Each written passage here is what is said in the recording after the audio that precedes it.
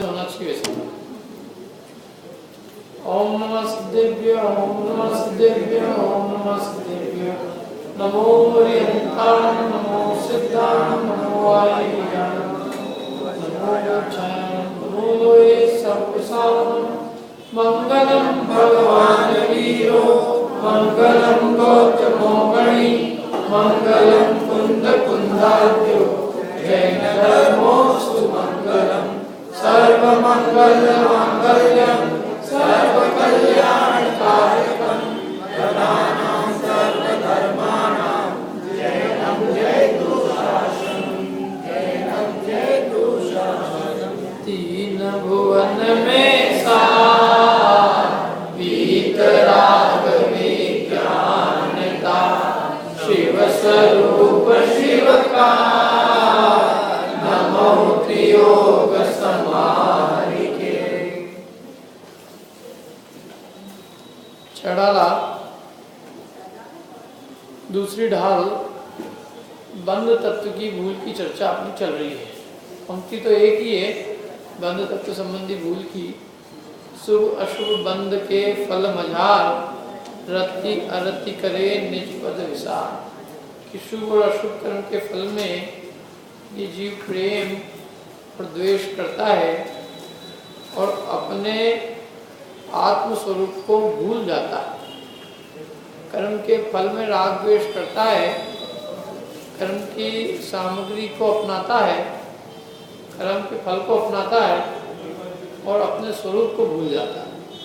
माने जो कर्म की दी हुई सामग्री है उसी में मगन हो जाता है और ये भूल जाता है कि मैं स्वयं कौन हूँ।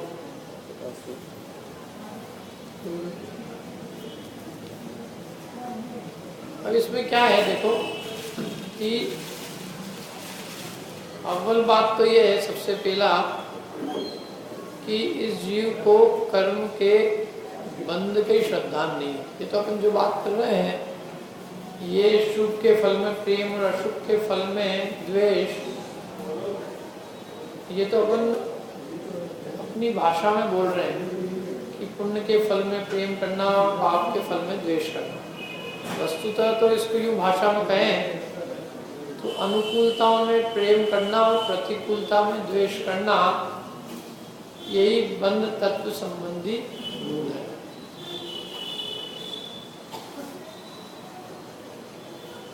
क्यों है ये? क्योंकि जिसको अनुकूलता में राग करने का श्रद्धान है और प्रतिकूलता में द्वेष करने का श्रद्धान है, तो रागादि भाव करने का श्रद्धान तो उसके है और रागादि भाव करने के श्रद्धान के मेटना था और वो श्रद्धान तो इसके बना हुआ है। अच्छा, दूसरी बात कि किसी रास्ते फिरते चलते फिरते आदमी से पूछो कि क्या भैया भाग्य का उदय होना अच्छी बात है कि नहीं?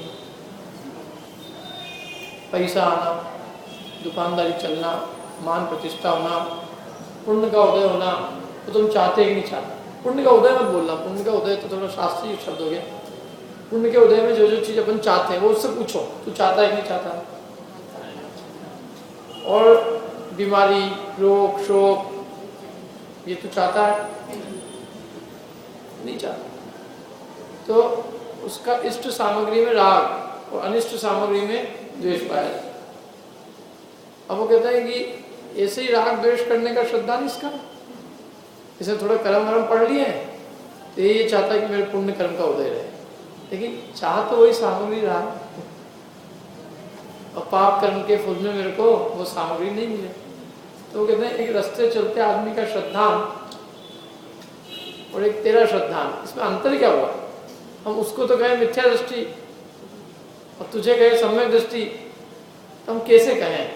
श्रद्धान की अपेक्षा से तो दोनों में समानता है। जैसे वो अनुकूलता और प्रतिकूलता में राग द्वेष करता है तो तू भी वैसे ही पुण्य कर्म के उदय में राग और पाप कर्म के उदय में द्वेष करता है। तो राग द्वेष करने का श्रद्धांत तो दोनों के एक समान है, अंतर क्या है?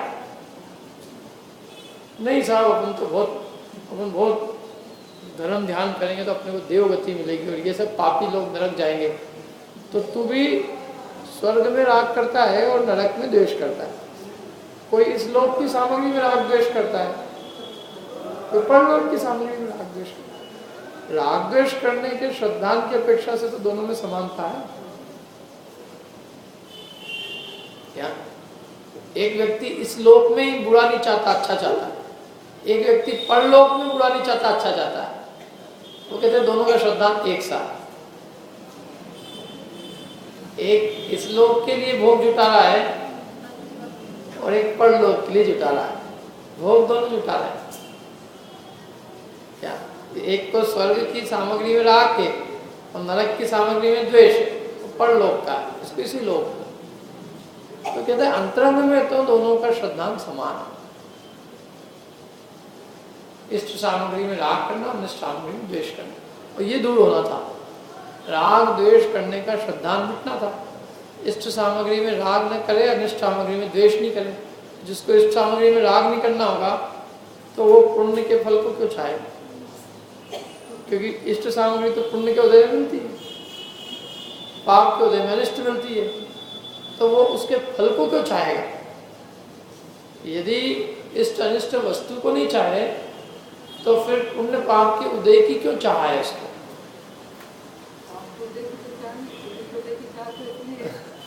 देखो, अपन जिस पुण्य के उदय की बात चल रही है यहाँ पे, वो लौकिक सामग्री वाला लगाना, मोक्ष मार्ग वाला पुण्य ही मत लगाना। मैं उसकी बाद में बात करूंगा, मेरी अपेक्षा ख्याल में है। अभी तो अपन क्या बात कर रहे हैं? पुण्य का उदय माने लौकिक वस्तु की प्राप्ति, इष्ट वस्तु की प्राप्ति।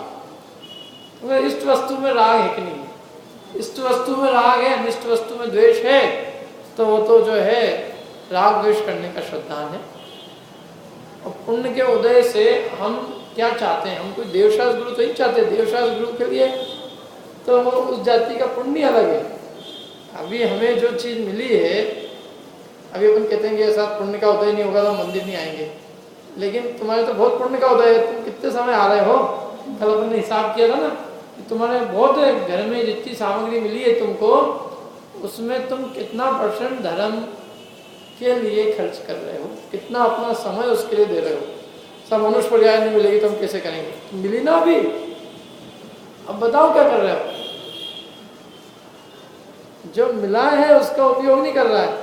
मैं कह रहा है आगामी काल में मेरे को मिले भाई, अभी वर्तमान में जो उसका उपयोग नहीं करता वो आगामी की क्या उसके लिए करे? तो अभी जैसे कह रहे ना कि तू तत्व की भूल मिटा, तेरे तो अंतरंग में वास्तव में इष्ट का राग बसा हुआ है। तू तेरे अंतरंग में जो है ना भोगों की कांक्षा बसी हुई, तो कुछ नहीं। मिथ्या दृष्टि का धर्म भी भोग के लिए होता है, ऐसी गाथा है कुंदकुंदाचार्य देव। मिथ्या दृष्टि धर्म के लिए नहीं करता, भोग के लिए करता। माने वो FD बनाता है यहाँ पे बैठ के कि अब यहाँ नहीं हो पाए भाई, यहाँ तो हो गया, अपन क्या भोग सकते हैं? देवगति के बहुत भोग है, तो वो देवगति के उन भोगों की लालसा से धर्म करता है। तो कहते हैं अंतरंग में भोग सामग्री के प्रति राग करने का श्रद्धा इसके बना हुआ है। और सम्यक दृष्टि के न इष्ट वस्तु में राग होता है, ना अनिष्ट में द्वेष। परलोक में स्वर्ग की प्राप्ति हो तो कोई उसमें बड़प्पन नहीं, और यदि नरक की प्राप्ति हो तो उसमें कोई हानि नहीं, मैंने उसमें हानि लाभ नहीं गिनता है। क्या वो ये जानता है कि मेरी निधि मेरे पास है, मेरा ज्ञान बरकरार रहे, सम्यक ज्ञान बना रहे, तो मैं कोई अवस्था में रहूं मुझे कोई नुकसान नहीं है। और सम्यक ज्ञान नहीं है तो मैं चाहे इंद्र का पद भी प्राप्त कर लूं तो भी वहां मुझे दुख ही दुख है। यानी वो सम्यक ज्ञान का सुख का नाप अपने ज्ञान से करता है, इन वस्तुओं से नहीं करता। वो कहता है जब तक मेरे अंदर ज्ञान विद्यमान है तब तक मुझे कोई खतरा नहीं है, और जब ज्ञान गया तो फिर ये सामग्री भी मुझे सुखी नहीं कर सकती।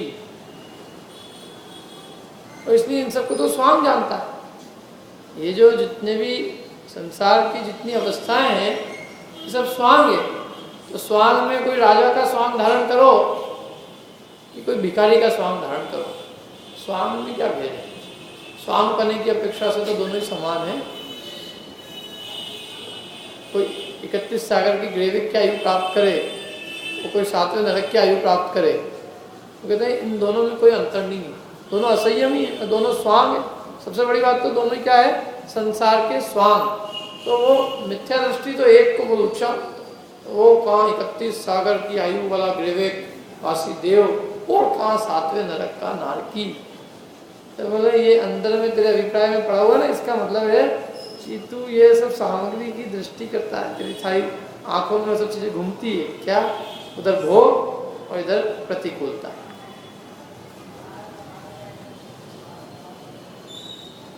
भोग किसको है, देह के लिए सारे भोग, किसके, देह के। प्रतिकूलता किसकी, देह की। कनेक्शन तो बना हुआ है ना, मतलब कनेक्शन कहाँ टूटा, मेन स्विच बंद नहीं हुआ अभी, छोटी छोटी लाइटें वाली बंद हो रही हो, मेन स्विच जब तक चालू है तब तक अभी काम नहीं हुआ।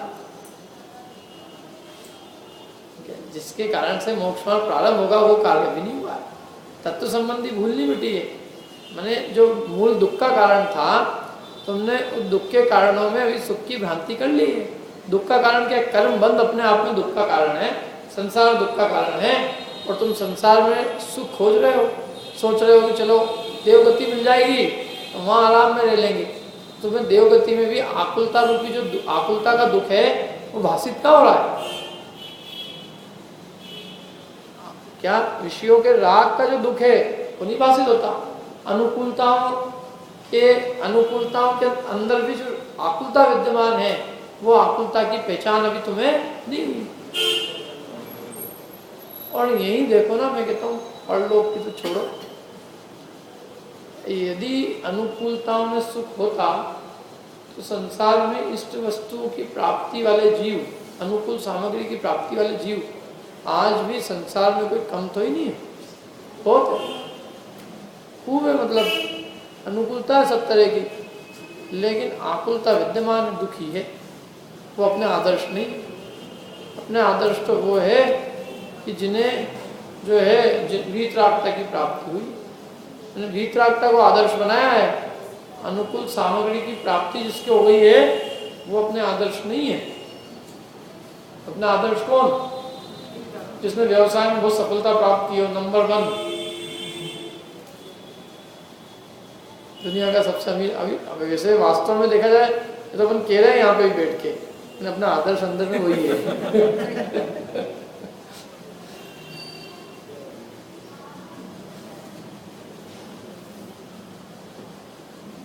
क्या ये तो अपने को, अपन अपने स्कूल में उत्पन्न हुए जैन कुल में, तो इसलिए अपने को जो है मार मार के सिखाया गया है कि हमें जो है भगवान बनना है। लेकिन हमको अंदर में भगवान बनने का इतना रस नहीं, जितना समझ लो कौन बिल गेट्स बनने का जितना रस होगा। अगर पार्षद बनने का मिले तो वो तो भगवान तो बन जाएंगे कभी भी, पार्षद तो बन ले ठीक नहीं है। तो वो आदर्श अपने पक्के नहीं है। वो तो अपने आदर्श कौन, वीतरागी। अनुकूल सामग्री की प्राप्ति बहुत है संसार में, अनेकों जीव है, पुण्य के उदय वाले जीव तो बहुत है। लेकिन मूल बात तो ये कि भैया पुण्य के उदय में भी सुख नहीं है, न पाप के उदय में तो दुखी प्रत्यक्ष दिखता ही है, लेकिन पुण्य के उदय वाले जीव भी संसार में सुखी नहीं। और ये एक बंध की अवस्था को सुखरूप मानता है, ये इसकी बंध तत्व संबंधी भूल है। जो बंध रूप अवस्था है, दुख रूप अवस्था है, उसमें इसने सुख की भ्रांति कर ली। मैंने इसको दूसरे शब्दों में कहें तो इसने कम बीमारी को निरोगता मान लिया है। क्या कहा, कम बीमारी को निरोग अवस्था मान। कम बीमारी क्या होता है, कभी कभी बीमारी बहुत होती, तकलीफ बहुत होती, थोड़ी कम होती ना, शांति मिलती है, बहुत आराम है। काय बात का आराम है, बीमारी तो अभी भी है, थोड़ी कम हुई है, लेकिन बीमारी खत्म नहीं हुई है। जब तक बीमारी मूल से नहीं जाएगी, अभी कम हुई है, वापस बाद में बढ़ जाएगी। अधिक काल कम बीमारी रहती नहीं, जब तक बीमारी का मूल से नाश नहीं हो तब तक तो और खतरनाक है वो कम बीमारी होकर फिर आ जाना। मूल से बीमारी नष्ट हो तो वो कहते हैं ये तो थोड़ी बहुत संसार में अपने को आकुलता कम होती है, थोड़ा पुण्य का उदय होता है तो उसमें अपने को सुख की भ्रांति हो जाती है, सुखी है। क्या मूलतः जब तक संसार अवस्था है तब तक सुख नहीं है। देखो इसके अंदर मोक्ष और प्रकाशक निकालो आप, बहुत अच्छा प्रश्न किया पीछे 9वें अधिकार, बाद में आएंगे अपन इधर को। नौवे अधिकार का तीसरे नंबर का पेज है 307। यहाँ कोई कहे, पेज नंबर निकाल 307, ऊपर से चौथा पैराग्राफ। यहाँ कोई कहे, क्या कहे कि संसार दशा में पुण्य कर्म का उदय होने पर भी जीव सुखी होता है। क्या प्रश्न है? पुण्य कर्म का उदय होने पर भी जीव सुखी होता है? संसार दशा में पुण्य कर्म का उदय होने पर भी जीव सुखी होता है। मैंने मूल ये चक्र प्रकरण ये चल रहा है इस बात का कि सुख मोक्ष में ही है, अन्य जगह नहीं है। तो उसने काउंटर प्रश्न किया है, क्या कि पुण्य के उदय होने पर भी तो होता है जीव सुखी, अकेले मोक्ष में ही तो ही सुखी है, इसलिए केवल मोक्ष ही हित है, ऐसा किस लिए कहते हो? थोड़ा अपना स्टेटमेंट चेंज करो। क्या आत्मा का हित मोक्ष ही है? ये इस अधिकार की स्टार्टिंग वहां से होती है। देखो इधर दिखाऊंगा आपको, नव्य अधिकार का स्टार्ट हुआ ना, पीछे पन्ना निकालो। आत्मा का हित मोक्ष, ये हेडिंग है इसकी। क्या हेडिंग है? आत्मा का हित मोक्ष ही है। मोक्ष भी है ये नहीं लिखा है, मोक्ष ही है। तो उसने प्रश्न किया, आत्मा का हित मोक्ष ही नहीं है, संसार दशा में भी जब पुण्य का उदय होता है तो वहां बहुत सुख मिलता है, इसलिए आत्मा का हित अकेला मोक्ष ही नहीं है, पुण्य का उदय भी है और मोक्ष भी है।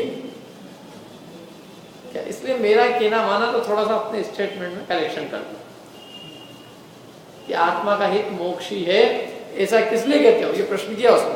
संसार दशा में पुण्य कर्म का उदय होने पर भी जीव सुखी होता है, इसलिए केवल मोक्ष ही हित है, ऐसा किस लिए कहते हैं? अब समाधान, संसार दशा में सुख तो सर्वथा है ही नहीं, है ही नहीं, दुख ही है। सबसे पहले तो बात पक्की है, संसार में कोई अवस्था हो, किसी भी अवस्था में दुख सुख तो है ही नहीं, सर्वथा दुख ही दुख है, सुख नहीं है। अपन पढ़ते भी वैराग्य भावना में, जो संसार विशेष सुख हो तो काय को शिव साधन। ये बहुत बढ़िया लाइन है ये पूरी, जो संसार में सुख होता तीर्थंकर काय के लिए त्याग करते हैं। ठीक है, अब ये तो उन्होंने पहला तो आंसर दिया कि भाई संसार दशा में सर्वथा सुख है ही नहीं, दुखी। परंतु अब उसका प्रश्न है पुण्य के उदय होने पर, परंतु किसी के कभी बहुत दुख होता है, किसी के कभी थोड़ा दुख होता है। सो पूर्व में बहुत दुख का, पूर्व में बहुत दुख था तो अन्य जीवों के बहुत दुख पाया जाता है, उस अपेक्षा से थोड़े दुख वाले को सुखी कहते हैं। कहते हैं, है नहीं, किसको कहा है? थोड़े दुख वाले को। अथवा ये जीव स्वयं पूर्व में बहुत दुखी था, अब थोड़ा दुख कम हो गया, अथवा अन्य जीवों को बहुत दुख है और इसको दुख कम है, तो क्या कहा जाता है? सुखी कहा जाता है, सुखी कहते हैं। तथा उसी अभिप्राय से थोड़े दुख वाला अपने को सुखी मानता है, वो अपने को मानता भी कि हाँ मैं सुखी हूँ। दुनिया भी कहती है कि सुखी है और वो स्वयं भी अपने को मानता है कि मैं सुखी हूँ। परमार्थ से सुख है नहीं, वास्तविक सुख है नहीं। क्या वो तो दुख की कमी हुई है, सुख नहीं है। दुख की कमी होना और सुख होने में अंतर है। सुख तो बिना रत्नत्रय के सम्यक दर्शन ज्ञान चाहिए के सुख नहीं होता। क्या? क्योंकि ये तो ऐसा है, 1000 पहलवान पीट रहे हो, समझ लो कोई किसी काल में एक आध दो पहलवान पीटना बंद कर दे और ये कहे कि कितना मजा आया, कितना मजा आया। ऐसी स्थिति, इसको दिन भर हजारों विकल्प संकल्प इसको पीड़ित करते रहते हैं, कोई एक आध काम हो जाता है तो इसको लगता अपनी दशा तो देखो सुबह शाम तक कैसी होती है।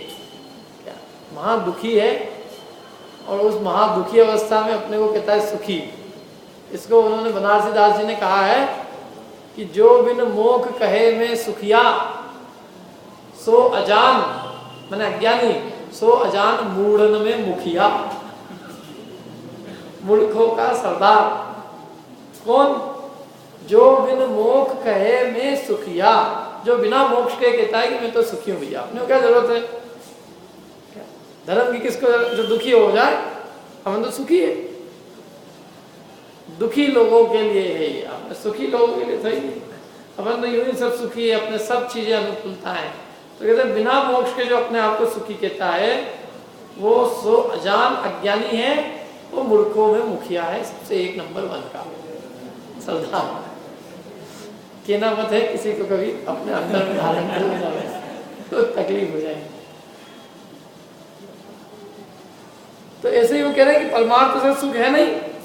तथा यदि, अब एक और बात सुनो देखो इसके बाद में, तथा यदि थोड़ा भी दुख सदाकाल रहता हो, चलो ऐसा भी रहता हो कि भाई थोड़ा ही दुख सदाकाल रहे तो उसे भी हितरूप ठहराए, चलो ठीक है, बहुत दुख नहीं है, थोड़ा दुख है, इतने में अपन चला लेंगे क्या, अन्य गतियों की अपेक्षा चलो मनुष्य गति में कम दुख है, अब ये भी अब हमेशा रहे तो चलो इसको भी कह लें कि ठीक है, हितरूप है क्या।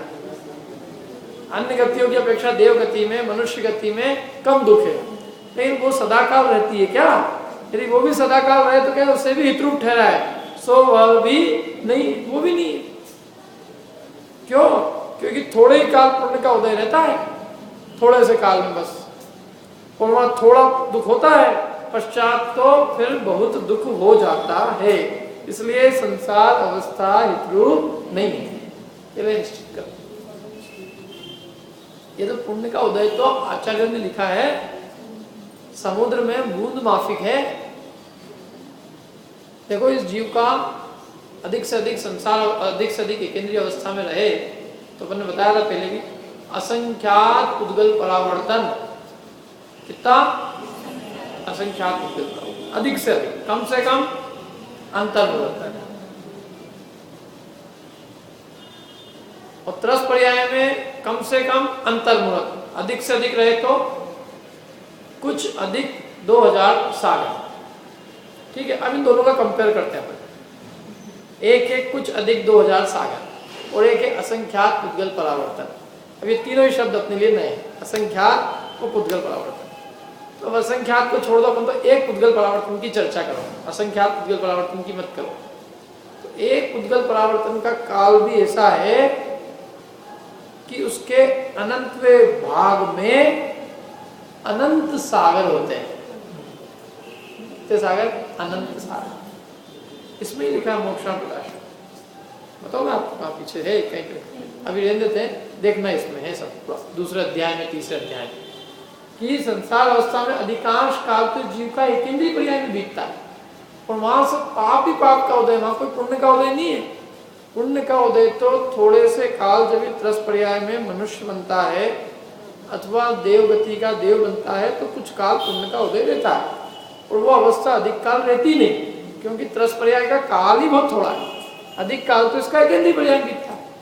ये तो काल, ये जो अवस्था मिली है इसको, ये तो समझ लो इसके महापुण्य के उदय से कोई इसकी काल लब्धि पक गई जो त्रस पर्याय में भी बैठा है, और ये अवस्था तो हमेशा रहने वाली है ही नहीं।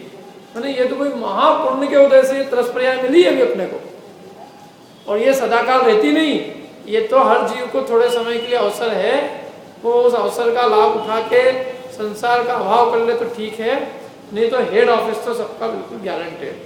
हेड ऑफिस माने एकेंद्रीय दशा, और उसमें भी हेड ऑफिस निगोर सबसे अधिक काल में बीतता है, मैंने जीवों की सारी भर्ती वही है। बीच में तो थोड़े समय अपन हवा खाने के लिए आते हैं, वहां से खाली फिर आ जाओ। ऐसी स्थिति है, संसार का वास्तविक चित्रण है, क्योंकि ये जीव अधिक काल पुण्य बांध ही नहीं सकता, शुभोपयोग में अधिक काल नहीं लेना होता है। और दूसरी बात, अनंत जीव है तो उनको भी तो अवसर मिले। तुम्हारी परमानेंट थोड़ी सीट हो गई है, ये कोई हिंदुस्तान की कोई प्रधानमंत्रियों की सीट थी नहीं, जो जीव त्रस बन गया तो बन गया साहब, कब मजा है कि अब तो बस हो गया अनंत काल, ऐसा नहीं है।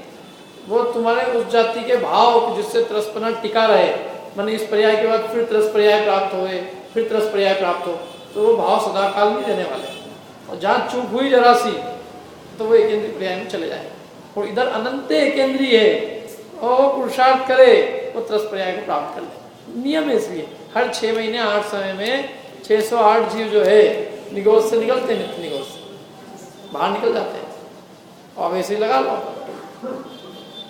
वो निकल रहे हैं तो इधर खाली करना पड़ेगा लोगों को सीट, और 608 के बहुत जीव खाली करेंगे इधर से। नहीं, मोक्ष में वो तो 608 तो मोक्ष जाते ही है, पर जैसे ये जो त्रस पर्याय के जितने लोग हैं ना, अभी जितने भी है, ये सब 2000 सागर के अंदर अंदर सब एक बार एकेंद्रिय तो कम से कम बने, ये नियम। त्रस पर्याय में मैक्सिमम रहेगा तो वो कुछ अधिक 2000 सागर ही रह सकता है, उससे अधिक एक समय नहीं रह सकता।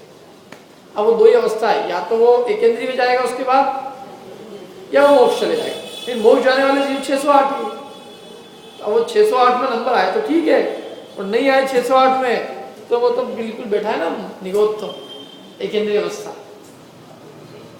और त्रस जीव कितने ढेरा में, मोक्ष जाने वाले तो 608 ही है, तो बाकी की तो अपन ये कहें कि जो दशा है वो स्पष्ट है, ये आगम का वचन है, ये सर्वज्ञ देव का वचन। इसलिए वो अवस्था सदाकाल रहती नहीं, जिस अवस्था को तुम चाहते हो कि ये भी बनी रहे, तो कहते हैं ये बनी रहना संभव ही नहीं है, ये तो थोड़े ही काल रहती है। कौन सी? कम दुखरूप अवस्था।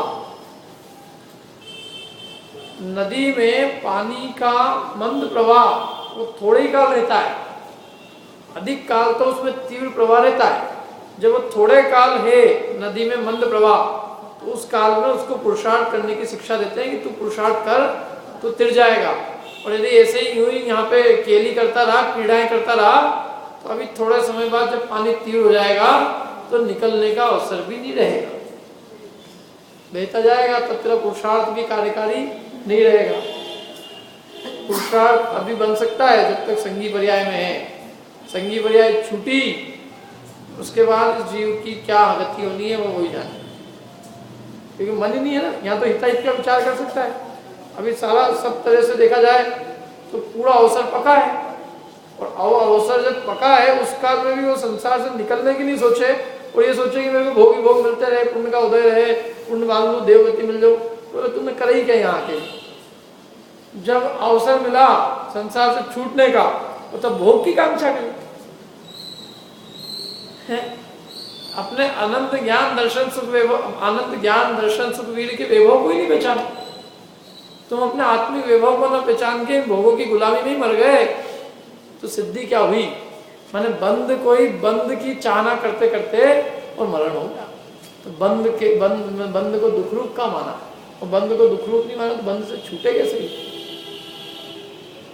इसलिए कहते हैं कि तो दोनों ये तो तुम्हें बिल्कुल अपनी श्रद्धा में एकदम जितनी तुम्हारे को प्रतिकूलताओं के प्रति है बुद्धि है, वैसी अनुकूलताओं के प्रति भी है बुद्धि, और इसलिए तुम्हें दोनों के उदय एक सरीका लगे, और दोनों बंधन भी हो, दोनों पुण्य पाप का, तो दोनों में बंधन में तुम्हें समानता लगेगी, अभी संसार का अभाव नहीं हुआ।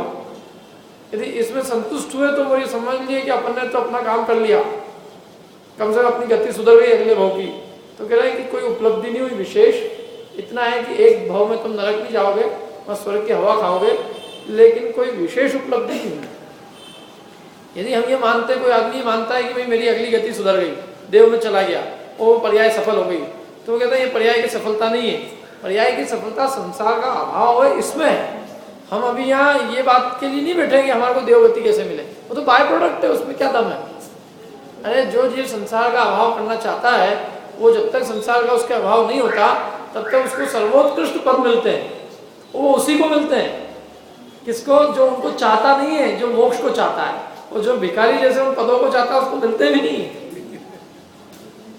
संसार में एक नियम है, पुण्य के उदय चाहने वाले को पुण्य नहीं होता, जो पुण्य के उदय को नहीं चाहते उनको पुण्य पीछे पीछे भगता है।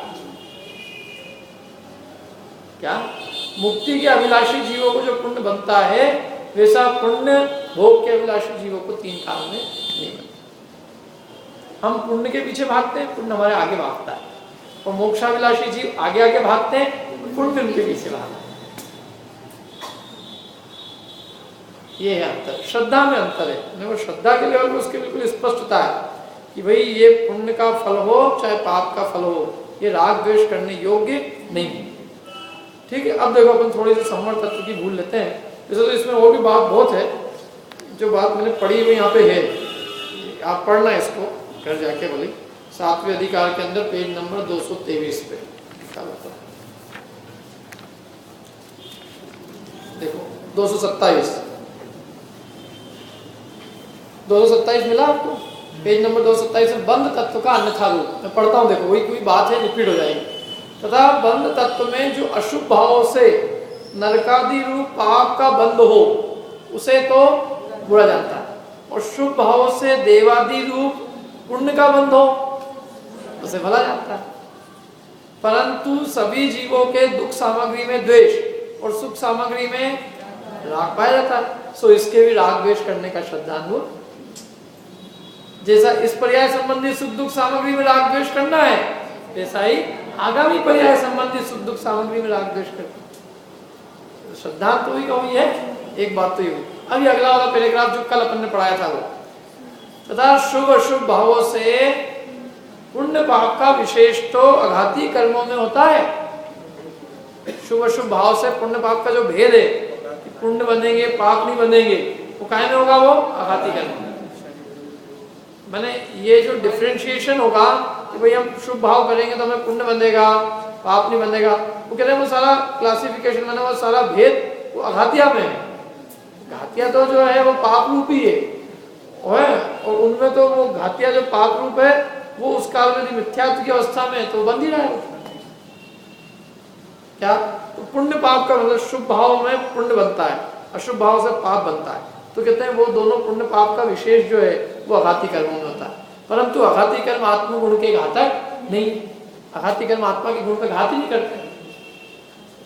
तथा शुभ अशुभ भाव में घाती कर्मों का तो निरंतर बंद होता है, चाहे शुभ अशुभ भाव करो, शुभ करो चाहे अशुभ करो, घाती कर्म का तो निरंतर बंद हो ही रहा है। चार घातिया कर्म का बंद तो निरंतर चल ही रहा है, और वे सब क्या है? पाप रूपी, और वही आत्मगुण के घातक है। माने जहां दृष्टि करनी चाहिए वहां नहीं कर रहे हैं, और ये सोच रहा है कि मेरे नरक आयु नहीं बंधी देव आयु बंधी। तो ये बता मिथ्यात्व और अनंतानुबंधी बंधी की नहीं बंधी? मूल संसार का कारण वो है। ये तू एक गति नरक नहीं बनेगी देव बन जाएगी तो कोई वो नहीं हो जाएगा। समझ में आई बात? ये सारा जो पुण्य पाप का भेद पड़ रहा है अघाती में, माने ये सब संयोगों में पड़ेगा। वो आत्मा के गुणों में कुछ नहीं होगा। आत्मा के गुणों का घात तो उस काल में भी हो रहा है, तो आत्मा के गुणों के घातक कर्म वो शुभ भाव में भी बन रहे हैं, अशुभ में भी बन रहे हैं। ये मिथ्यात्व नाम का ऐसा भयंकर बेड़ी है ये, कि ये बिल्कुल चुपचाप अपना काम करता रहता है।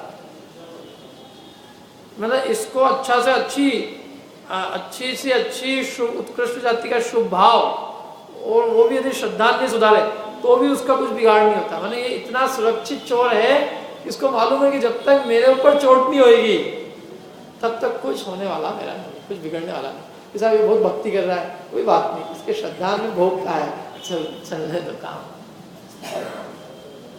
जब तक ये वहां नहीं करेगा, जब तक ये तत्व विचार नहीं करेगा, तब तक हमें हिलने वाला भी नहीं हूं, चाहे ये धर्म के नाम पे भी कुछ भी कर ले। जब ये तत्व विचार करेगा तब मेरी सत्ता की हानि होगी, तब मेरे को डरने की जरूरत है। उसके बिना मुझे कोई डर नहीं है इससे, ये कुछ भी करे। क्या?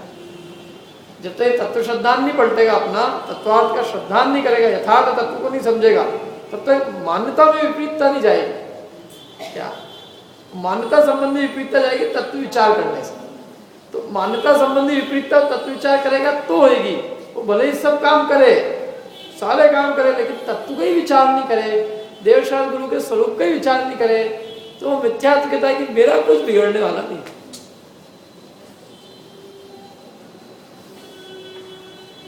समझा है ना? और जहां ये तत्व विचार करे तो वो कहता है कि अब अपनी छुट्टी होने वाली है।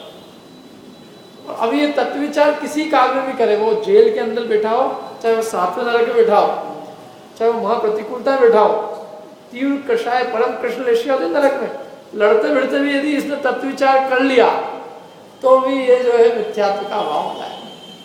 परम कृष्ण लेशिया होती सातवें नरक में, परम कृष्ण लेशिया के काल में भी जो जीव तत्व का विचार कर लेता है तो वह उस नरक की प्रतिकूलताओं में भी सम्यक प्रकट कर लेता है।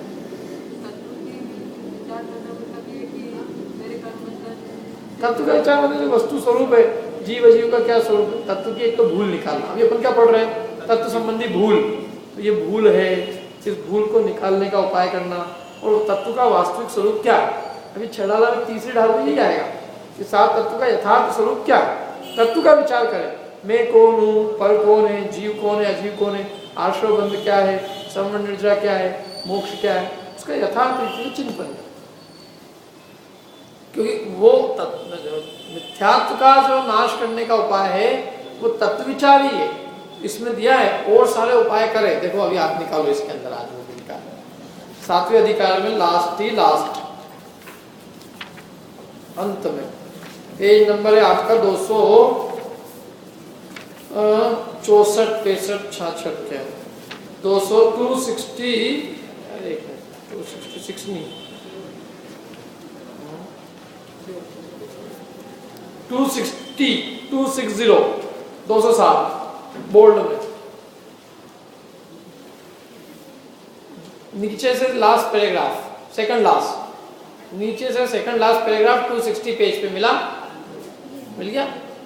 देखो तत्व विचार की महिमा, किसकी महिमा? तत्व विचार। तत्व विचार रहित, जो तत्व विचार नहीं करता, ऐसा तत्व विचार रहित जीव देवादिक की प्रतीति करे। क्या? देवादिक की प्रतीति करे, यानी देव शास्त्र गुरु की प्रतीति करे, विश्वास करे यही मेरे लिए सुख दाता है, सब यही है जो भी सच्चे देव शास्त्र गुरु की, अन्य की नहीं, सच्चे देव शास्त्र गुरु की प्रतीति करे।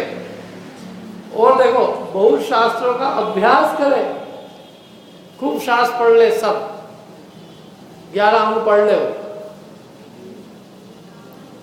क्या सब रट ले, मैंने सारे जिसको कहते हैं सारे कंठ में हो उसके भले ही, बहुत शास्त्रों का अभ्यास करे, मैंने ये सारे पढ़ने वालों को भी पकड़ा। और फिर आगे व्रताधिक पाले, ये भी करे, तपस्याधिक करे, किसी को नहीं छोड़ा पंडित जी ने। जैसे देखो एक तो सुबह सुबह पूजा करने वाला, उसके बाद एक स्वाध्याय करने वाला, कोई व्रत पालने वाला, कोई तपस्या करने वाला, 4 कैटेगरी के लोग हैं अपने आप, सब तरह के, तो चारों तरह के लोगों को पकड़ा गया। देखो ये देवादिक की प्रतीति भी करे, बहुत शास्त्रों का अभ्यास करे, और व्रताधिक पाले और तपस्या भी करे, तो भी उसको तो सम्यक्त होने का अधिकार नहीं।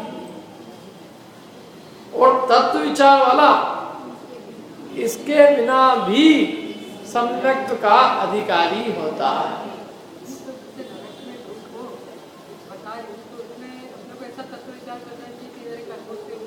नहीं, कर्मोदय से क्या है, वास्तव में देह की भिन्नता का विचार आए उसको, कि देह मेरी है, दुख किसको है?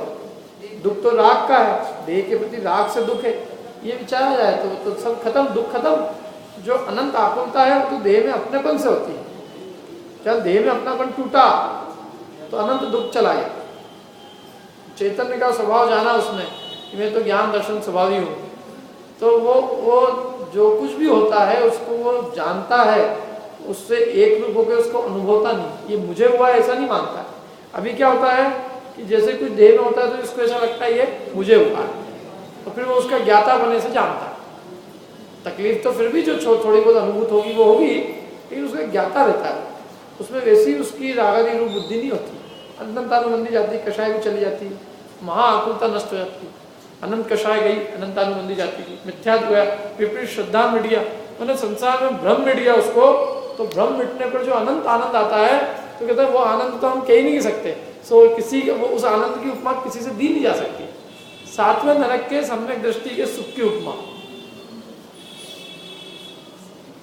तो इसलिए तत्व विचार वाला ये सब नहीं भी करे, तो अब ये नहीं करना, इसका मतलब ये नहीं करने की बात नहीं है, ये सब करके तत्व विचार करना, ये है व्रत पाल के तत्व विचार करना, तपस्या करके तत्व विचार करना, शास्त्रों का अभ्यास करके तत्व विचार करना, और देवादिक की प्रतीति करके तत्व विचार करना। मतलब मेन लक्ष्य अपना वो है, क्योंकि वो नहीं, अपन ने अपनी मान्यता नहीं तोड़ी, मान्यता नहीं छोड़ी मिथ्यात्व की, तो हम समझो वहीं के वहीं हैं।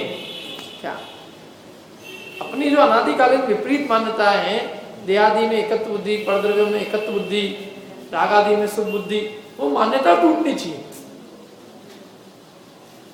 क्या? और अपना आत्म स्वरूप का अनुभव होना चाहिए, अपना आत्मा परद्रव्यों से भिन्न अपने को ज्ञान में आना चाहिए, तो कुछ काम बने। और वो ऐसे ही लगे कि ये है सोई मैं हूँ, तो वो कोई विशेष उपलब्धि नहीं हुई। ये है कि संस्कार तो डला है, इस पर्याय में नहीं तो आगामी पर्याय में प्राप्त कर, लेकिन मूल काम तो इसका तत्व विचार है, बुद्धि में पूरा उपयोग करना, माने सारा व्यवसाय जो है ना अपने ज्ञान में करना। क्या ज्ञान में क्या करना?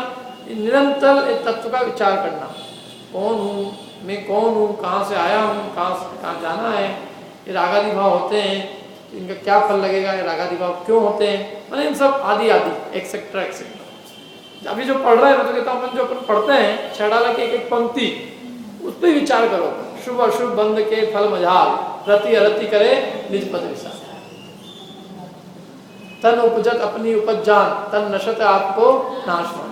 जिस दिन बर्थडे सेलिब्रेट करो ना उस दिन ये लाइन सबको दे दिया करो, पढ़ो इसको सब मिलके।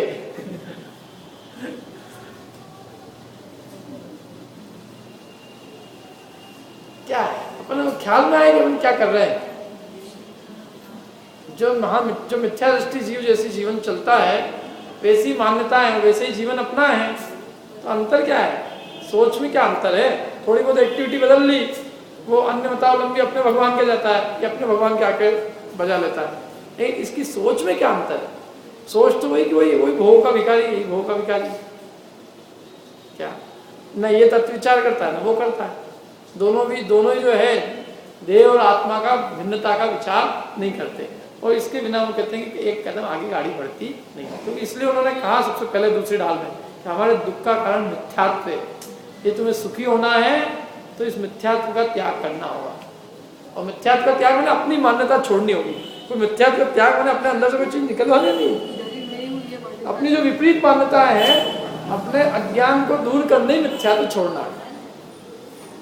विपरीत मान्यता का त्याग मिथ्यात्व छोड़ना है, मैंने वो कोई कष्टदायी नहीं बल्कि वो अपने लिए आनंद रूप है। ठीक है, तो अपन कहाँ से देखो, अपन आ जाओ अपने बोले पीछे वहीं पे बंद तत्व का संदेशा अपन ने पढ़ लिया था पूरा, पेज नंबर 226 पे।